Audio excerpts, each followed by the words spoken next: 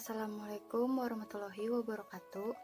Nama saya Salsabilah. Di sini saya akan menjelaskan tentang perkembangan jaringan topologi.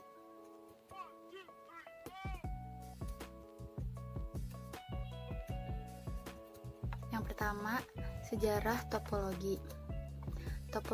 Topologi jaringan komputer sendiri diperkenalkan pada tahun 1940 di Amerika oleh suatu proyek pengembangan komputer model 1 di laboratorium Bell dan grup riset yang dipimpin oleh Profesor Howard Aiken.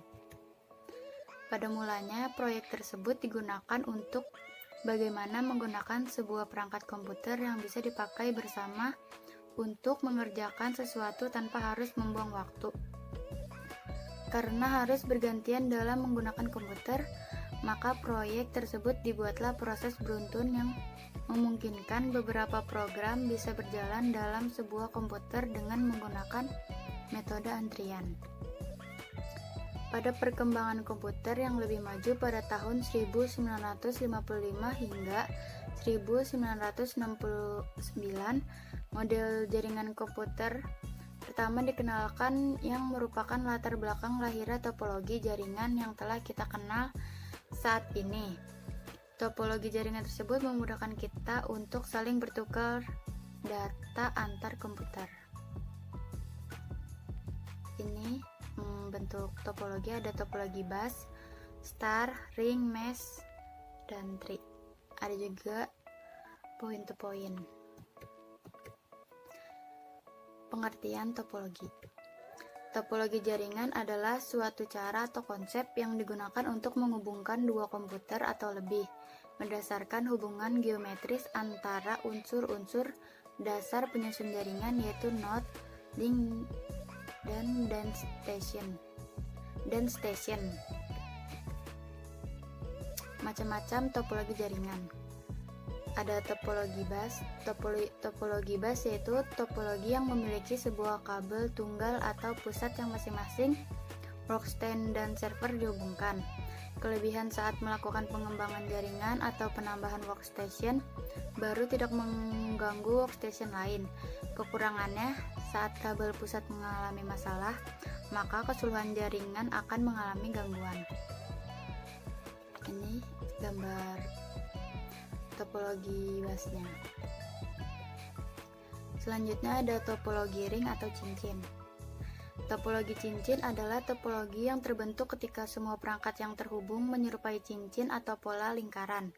Kelebihannya, tidak akan terjadi collision atau tabrakan data karena hanya satu saja node yang dapat mengirimkan data pada suatu saat. Kekurangannya, saat salah satu node terjadi masalah, maka keseluruhan jaringan mengalami gangguan.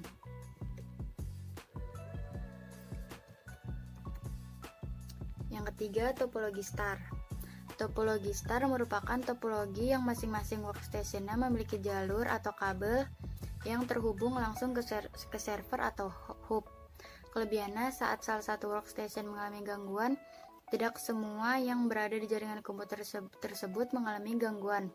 Hal tersebut karena setiap workstation memiliki jalur sendiri. Kekurangannya, membutuhkan biaya lebih mahal karena kebutuhan kabel yang lebih besar dibanding dengan topologi lainnya, menyebabkan lebih banyak mengeluarkan biaya. Selanjutnya ada topologi tree. Topologi tree merupakan gabungan antara topologi bus dan topologi star. Topologi ini menyerupai anatomi akar pohon sehingga disebut topologi pohon. Untuk kelebihan dan kekurangan topologi tree sama saja dengan kelebihan dan kekurangan topologi bus.